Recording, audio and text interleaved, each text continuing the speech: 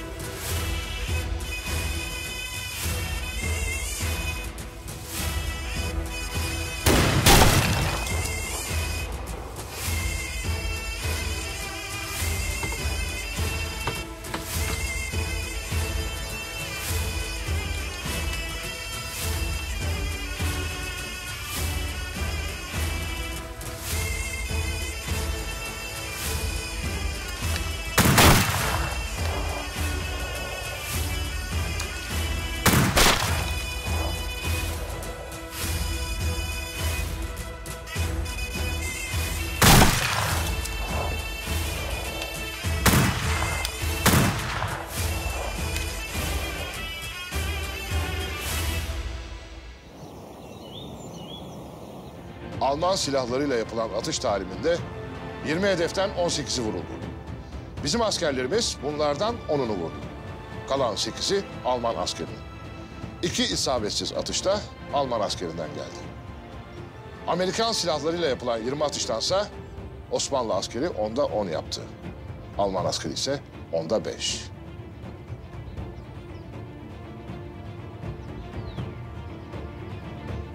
Görüyorsunuz ya Sefir Efendi.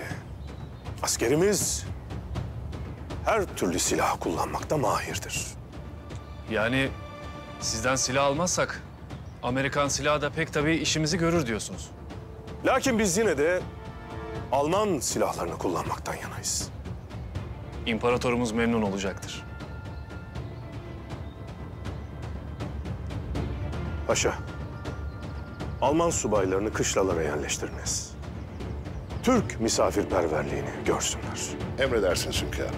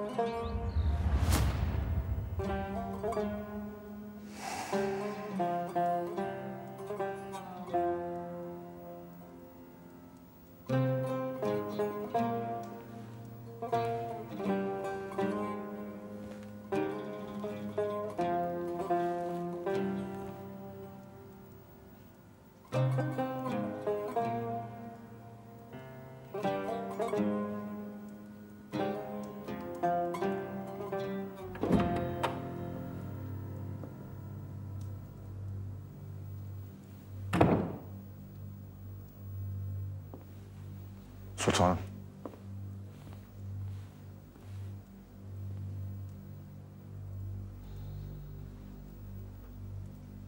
Kemalettin Paşa. Hünkârımızın değer verdiği, güvendiği, kızımızı emanet ettiği paşa. Beni çok büyük bir sükût hayale uğrattınız. Ne deseniz haklısınız. Sizin yüzünüzden Naime'ye yalan söyledim.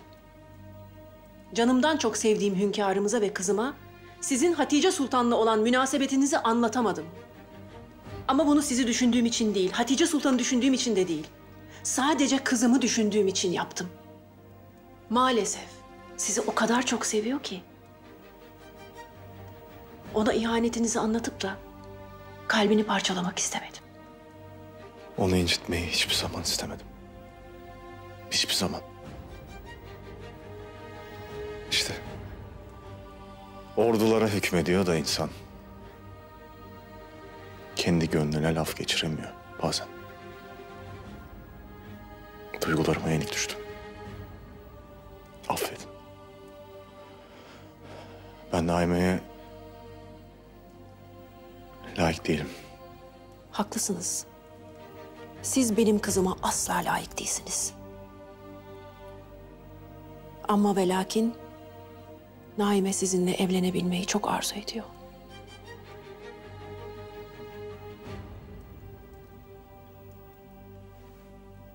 Bakın paşa, eğer Naime ile evlenip onu bir ömür boyu mutlu edeceğinize inanıyorsanız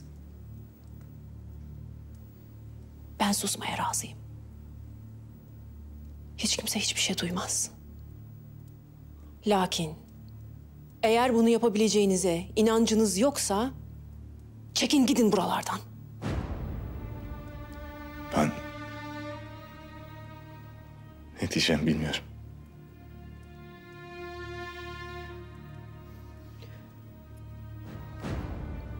Bir şey demek için acele etmeyin.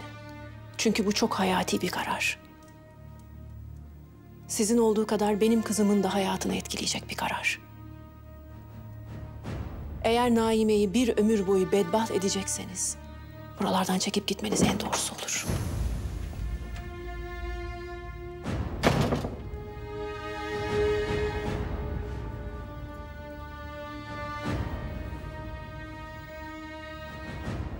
Anne.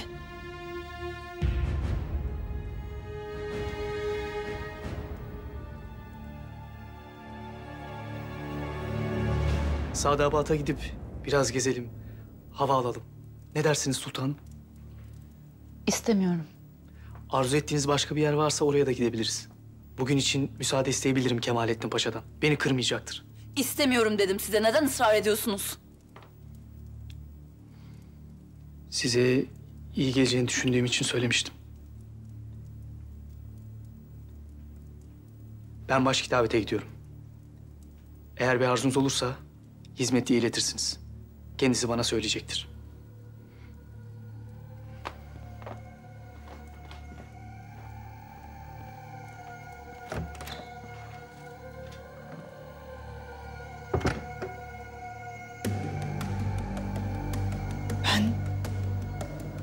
Ben gerçekten anlamıyorum. Kemalettin'in gitmesini mi istiyorsun?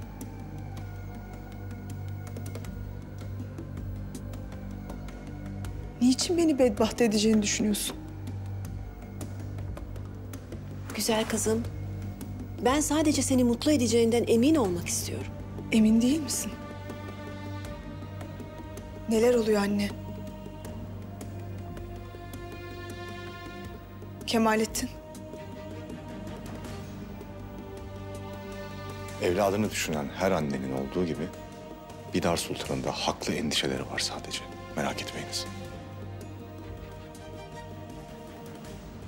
Evlilik kararı hayatta verilecek en mühim kararlardan biridir kızım. Evet öyle. Lakin biz kararımızı çoktan verdik. Haklısınız. Lakin son günlerde başıma gelen hadiselerden sonra Bidar Sultan'ın hakkımda tereddüt etmesi tabii. Sultanım, söyledikleriniz benim için çok mühim. Gerekli ehemmiyeti göstererek düşüneceğimden emin olabilirsiniz.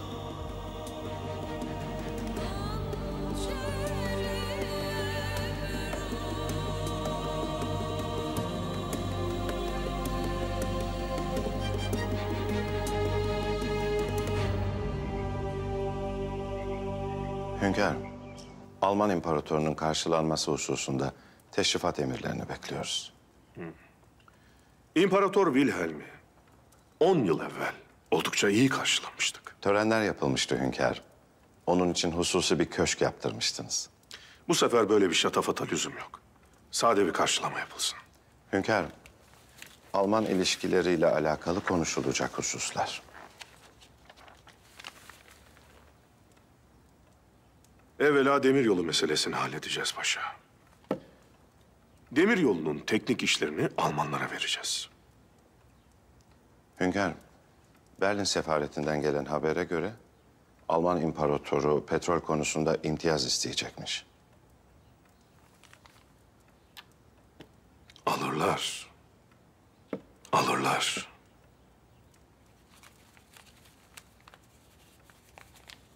Hünkârım, silah satışıyla alakalı.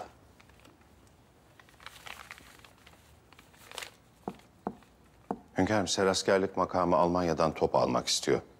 Lakin topu satan kumpanya satım konusunda zorluk çıkartıyormuş. İmparatoru bu konuda ikna etmemiz gerekecek.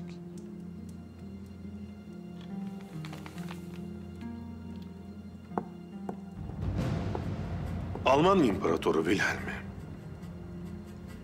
Fethi Bülent zırhlısı karşılasın.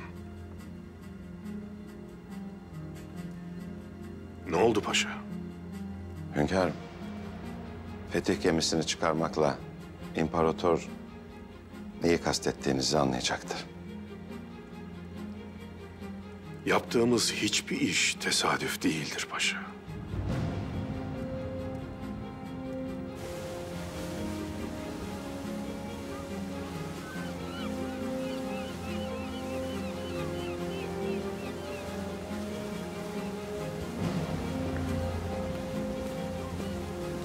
Majesteleri, Söyle.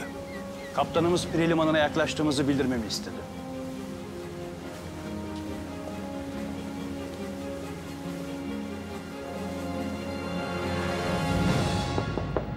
Gel.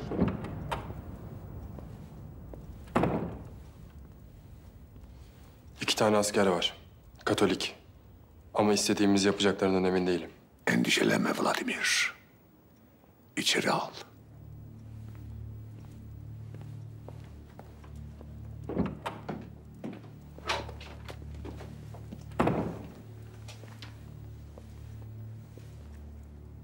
Buyurun. Oturun. Buraya oturmaya gelmedik. Niye bizi buraya çağırdınız? Size çok önemli bir vazife vereceğim. Siz kimsiniz? Benim kim olduğumu öğrenmek için çok büyük bedeller ödeyenler var. Siz bu bedeli ödeyebilecek misiniz? Biz hiçbir bedel ödemeyeceğiz.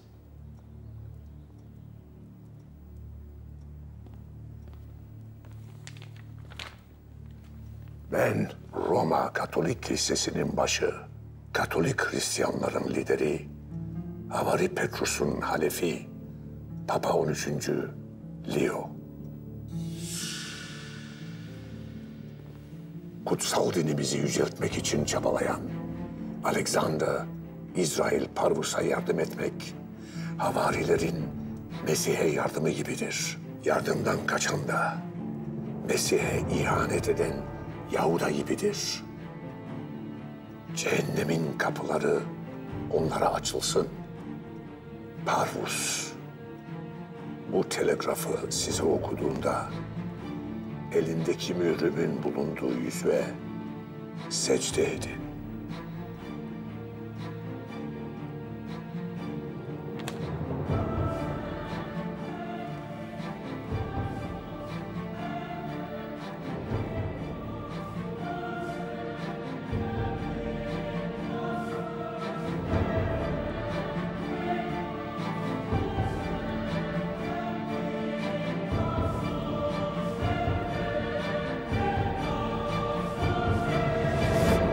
yapmamızı istiyorsunuz? Alman ve Osmanlı birlikteliği inancımıza ihanettir. Kralımız Wilhelm'in siyaseti budur. Bizim onu tartışmaya yetkimiz yoktur. Azizlere ve Meryem Ana'ya dua etmenizi yasaklayan mezhebe mensup bir kral. Osmanlı ve Alman birliği bozulmalı. Bu dostluk bozulmalı ki Hristiyan cephe yekpare ve güçlü olsun. Bu İmparator Wilhelm için de iyi olacak. Ne yapmamızı istiyorsunuz? Senden siyasi bir gerginlik istiyorum. Osmanlı bayrağını indireceksin. Bayrak bir devletin namusudur. Dikkatli ol. Osmanlı askeri bunu yanına bırakmaz. Peki benden ne yapmamı istiyorsunuz? Senin vazifen çok daha zor.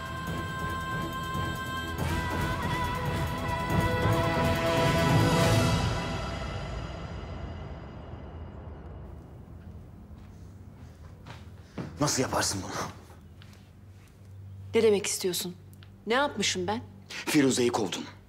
Bana yolladığın mektuba mani oldun. Üstelik benim adıma karar verdin. Kafi mi?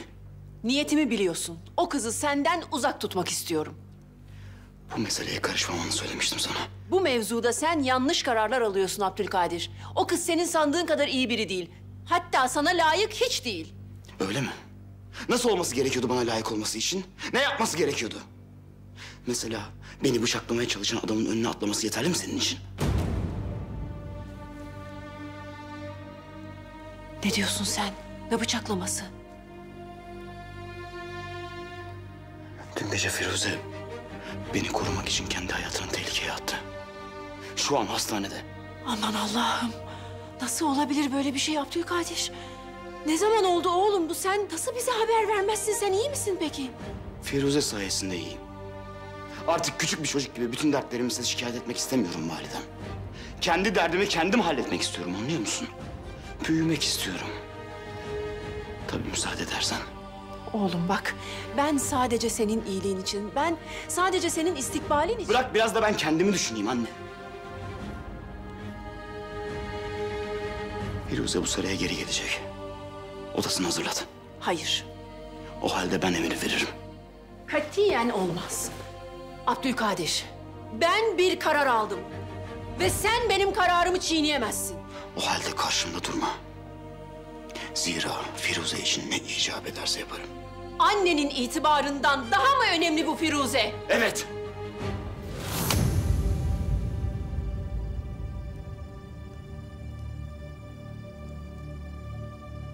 Firuze bu sıraya gelecek. İstesem de istemesem de.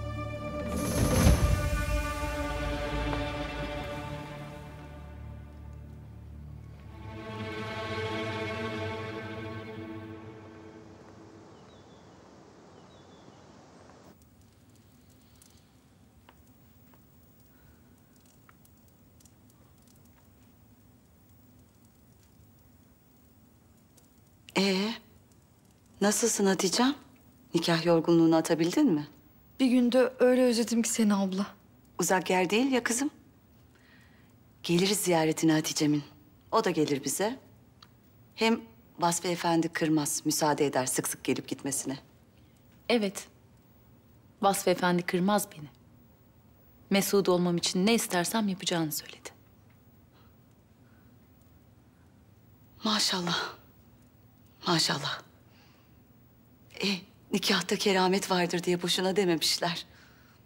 Bak, ilk günden kanın ısınmış Vasfi Efendi'ye. Haklısınız. Zevcesi olmam için ısrar etmeyip beni rahat bırakacağını söylediğinde... epey ısındı benim kanım Vasfi Efendi'ye. Bunu sen mi talep ettin? Nasıl yani? Şimdi siz... Bak kızım, bak. Bu inatla kendine de kocana da hayatı zehredeceksin. Benim gönlümün tek bir sahibi var. Nikahımın kiminle kıyıldığı mühim değil. Vasfi Efendi benim gönlümün olmasını beyhude bekleyecek. Yeter artık Hatice, yeter. Hala mı aynı mevzu? Sen evlendin kızım. Evli bir kadınsın artık. Ağzından çıkan sözlere dahi dikkat etmek zorundasın. Merak etmeyin. Artık hiç umudum kalmadı. Kemalettin'le evlendiğimi duymuş olmalı. Gelir beni çok uzaklara götürür, bu evliliğe mani olur sanmıştım. Hiçbir şey yapmadı.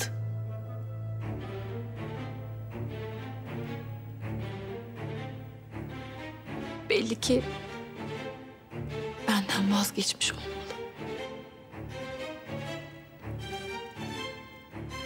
Evet. Sen de bu sevdadan vazgeçsen çok iyi olur.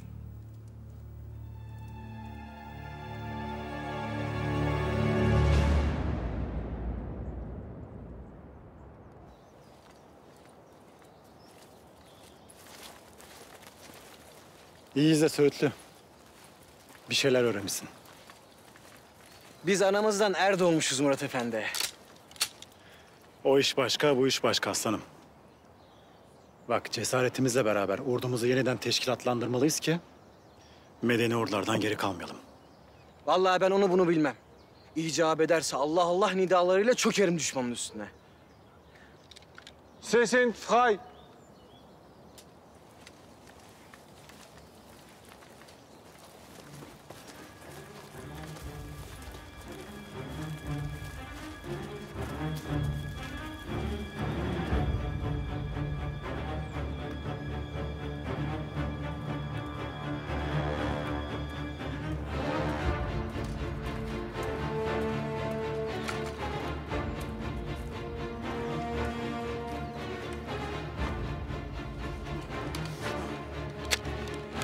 Hadi artık Söğütlü, biz de içeri gidelim.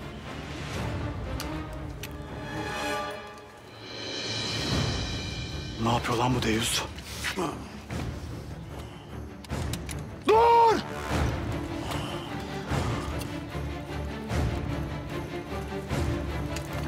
Dur!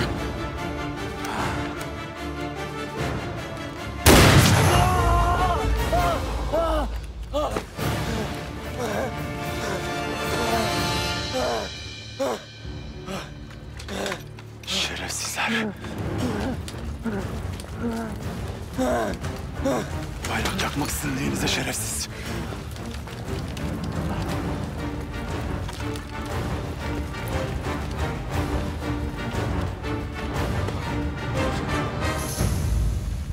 Bakın, bu bayrak buraya kanımızla dikildi. Bunu buradan indirmeye sizin ne canınız yeter, ne de kanınız. Kralımız sizden bunun hesabını soracak. Kralınız gelsin ulan. O da indiremez. Tetik çek! Teslim olun! Teslim olun! Bırakın silahlarınızı! Seni yalnız bırakmam Murat Efendi! Söğütlü, bak bizden zaten istedikleri bu. Sakın! İndir silahını! Önce Murat'ı bırak!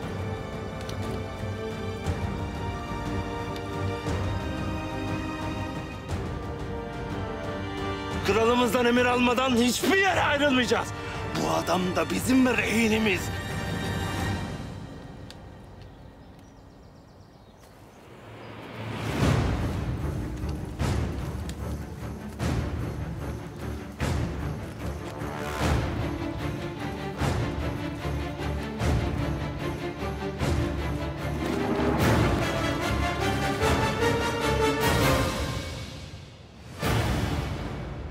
Artık İsrail devletini kurmak için gerçek bir adım attın. Topraklarımızı elinde tutan adamın karşısına dikildin. Neden bu kadar düşüncelisin? Bu oldukça meşakkatli bir süreç. O halde dinle. Rab Avram'a dedi ki, şunu iyi bil ki senin soyun yabancı bir memlekette gurbette yaşayacak. 400 yıl boyunca kölelik edip baskı görecek.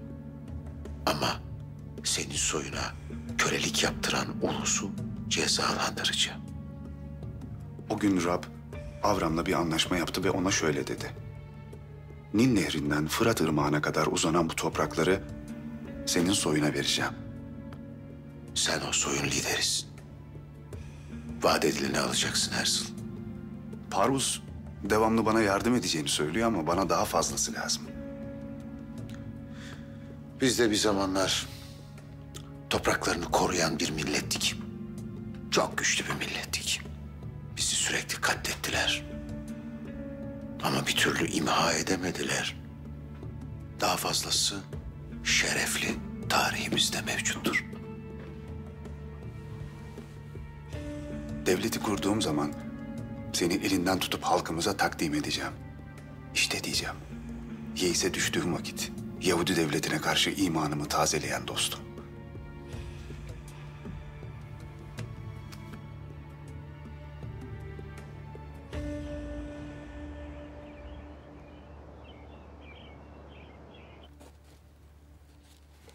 Münasiptir Tahsin Paşa.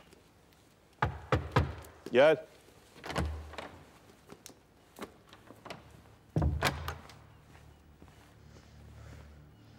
Hünkârım. Ne oldu evladım? Hünkârım. Alman askerleri kışlaya yerleşmişti. Lakin biri çıkıp bayrak direğinizden bayrağımızı çekti aldı. Yakmaya kalkıştı. Murat Efendi dayanamadı. Bayrağı yakamadan çekti vurdu alçağa.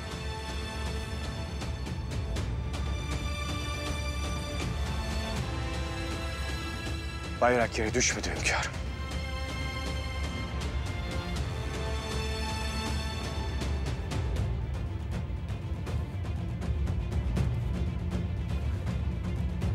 Bu bayrak istikbalimizin nişanıdır.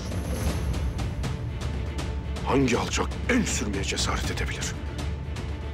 Hangi alçak?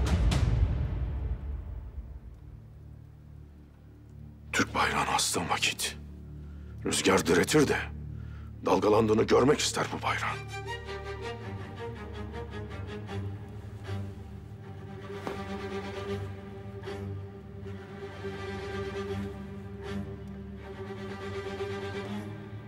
Murat Efendi nerede?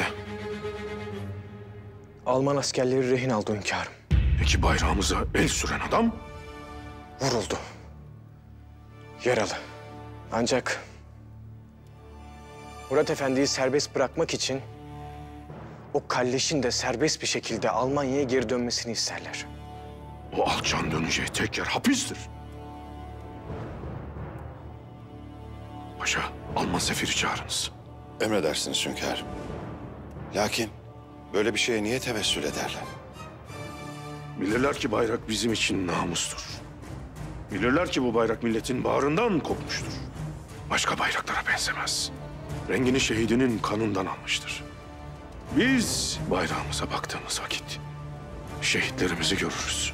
Namusumuzu sırlamışızdır işine. Bunun için de bayrağımıza saldırırlar.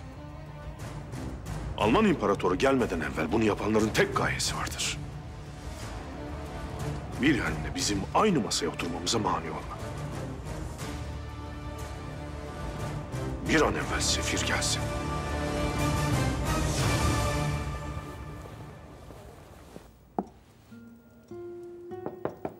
Gel.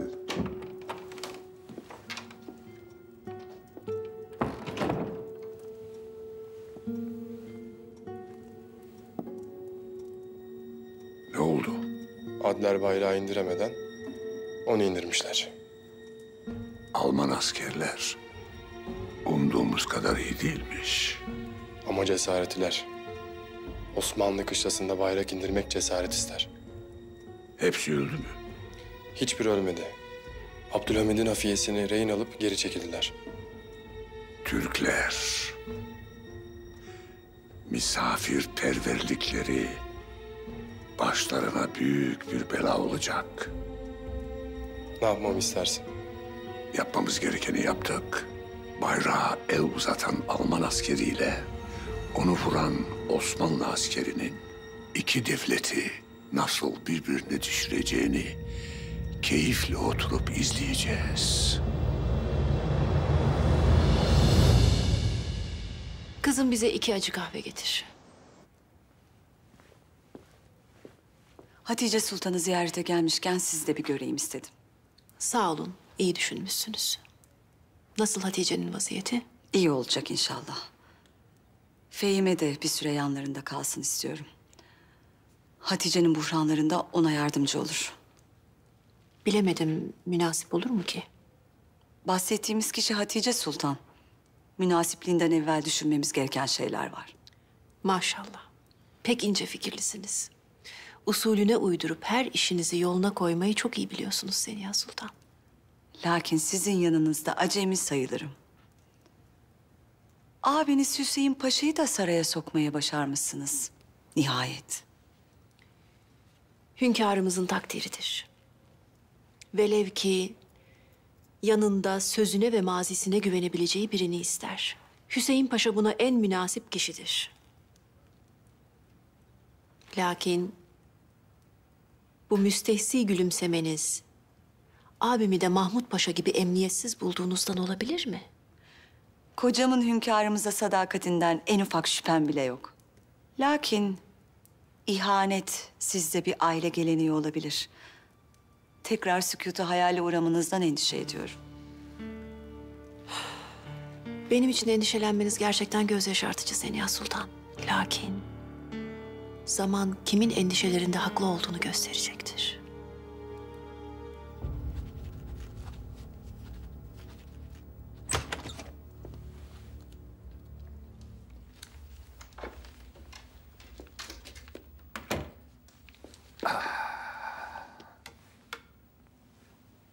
Evet. Hain Mehmet Paşa'nın ağabeysi Hüseyin Paşa saraya dönmüş, meclise girmiş. Üstelik bir de vazife verilmiş. Maşallah, maşallah. Siz burada dururken benim kardeşimin hain olarak yaftalanıp sürgünde yaşamasına şaşırmıyorsunuz da buna mı şaşırıyorsunuz? Söyleyiniz bakalım. Bidar Sultanımızın hünkârımıza merhamet ısrarı mı size bu vazifeyi verdirdi yoksa? Paşa, kardeşimin bu hallere sizin iftiranızla düştüğünden haberdarım. Şimdi de pişkin pişkin karşıma geçmiş, benim Bidar Sultan sayesinde vazife aldığımı söylersiniz. Doğru değil mi yani Allah aşkına? Sizi paşa yaptıran kardeşiniz Bidar Sultan değil miydi? İkinizi de. Mehmet Paşa'yı da seni de. Yoksa ikinizde de o kabiliyet nerede? Bana bunu damat paşa mı söylüyor? Seniha Sultan'la evlenmeseydiniz acaba siz ne halde olurdunuz? Biz damat olmadan evvel de devlet işlerindeydik. Babamız evelallah bu devletin en kudretli paşalarındandı. Ama siz Bidar Sultan'ın yüzü suyu hürmetine paşa oldunuz.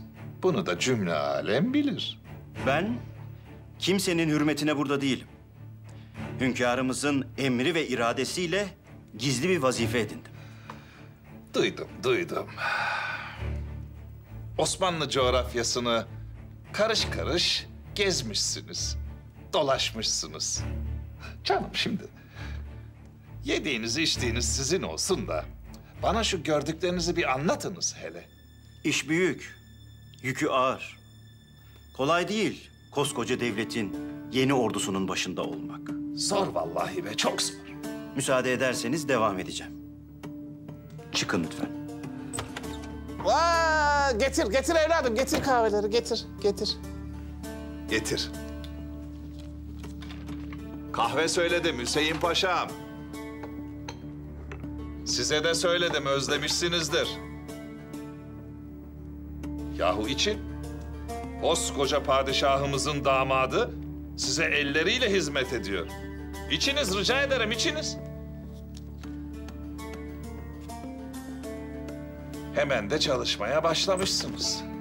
İnşallah muvaffak olursunuz. Pek sanmam da inşallah olursunuz.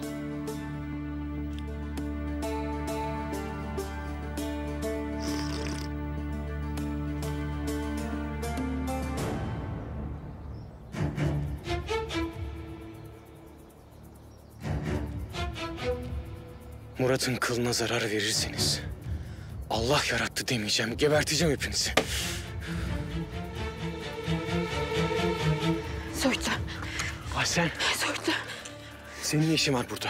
Murat nasıl? İyi olacak inşallah. Meraklanma. Yener neyin aldılar? Bayrak için. Bayrağımızı yere düşürmemek için. Ne yapacağız peki? Bir şey yapmamız lazım. Eğer gerçekten bir şey yapmak istiyorsan saraya dönersen. Bizi de seni düşünmek zorunda bırakma. Murat çıkmadan gitmem.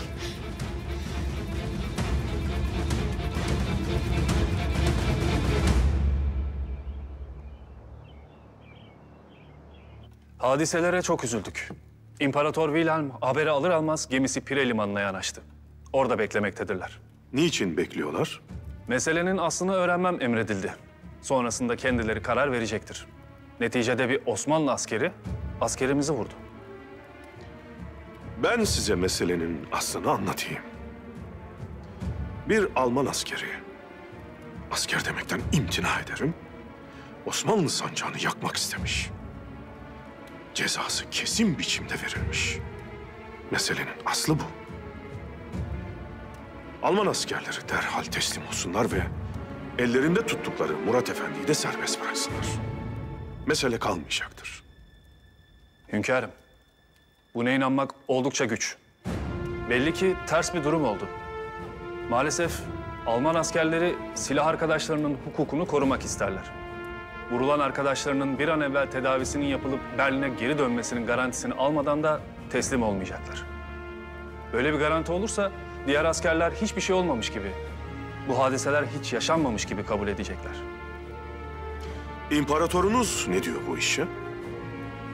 İmparator Wilhelm de sizlerin bu elim olayda sağduyulu olacağınız kanaatinde.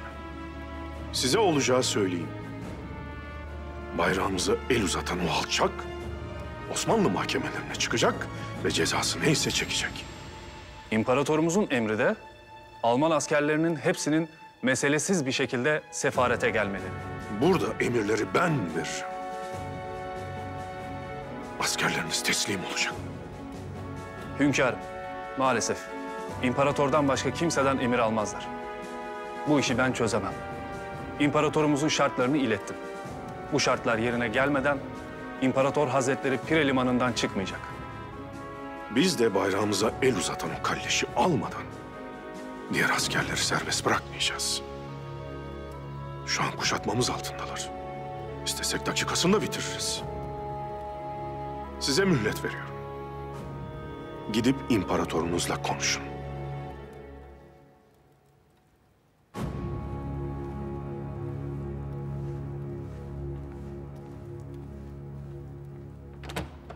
Tahsin Paşa. Emredin hünkârım. Osman Paşa ile beraber kışlaya gidiniz. Yanınıza harbiyeden bir hekim alınız. O kalleşin tedavisi için getirdiğinizi söyleyiniz. Bir yandan da tetkik ediniz. Bu adam kimdir? Bu işi niçin yapmıştır? Alman imparatoruyla ilişkimizi bozma emrini kimden almıştır? Sefirin tavrına baksan, Wilhelm de bu işin içinde dersin. Meseleyi bir an evvel tetkik edin. Emredersiniz hünkârım. Bir müddet yatak istirahati şart. Aynı zamanda söylediğim ilaçları da muntazaman almalı. Vaziyete alışırsa tekrar hastaneye getirirsiniz. Elbette. Geçmiş olsun. Sağ ol.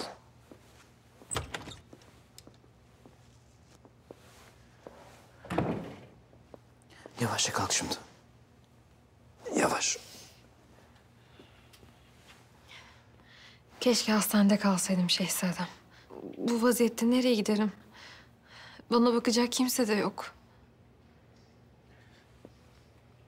Seni saraya götürüyorum. Olan hazırlandı bile. Saraya mı? Vidar Sultan'ın bundan haberi var mı? Gerekli malumatı verdim ben. Zaten mühim de değil. Seni saraya ben götürüyorum. Kimse bana bir şey söyleyemez. Validem bile. Şehzadem. Ben saraya gitmek istemiyorum.